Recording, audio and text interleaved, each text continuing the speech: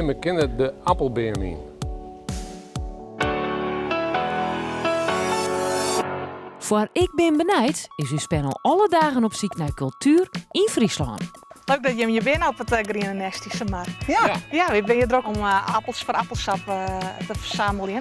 Het Groene Nest is een kenniscentrum van Friese rassen. Ik ben vanuit de Stichting Fruit in Friesland voor de appels en de paren en de prommen. Maar er zijn ook al je business zoals kei en geit. Het is een genenbank steeds maar voor al je verschillende oude rassen. Zo ondertussen kies ik even niet in opeten. Dit is het boekbeeld van de Friese appelbus in de provincie. Dit is de Doeke Martens. En de Doeke Martens die stil omschreven in een boek uit 1958. Dit appeltje dat gaat dus al 300 jaar lang mee. Nou, het smaakt prima. Niks mis maar, je Goed. nooit uit de winkel gehaald. De mooiste reden die bent het lekkerst. Je kan de rede kant beginnen. Maar... Dit is ook een mooi appeltje, hè? Ja, dat is de mooiste. Ik kom van Schiermonnikoog. En er waren toeristen en die gooiden er al je appeltjes fjot.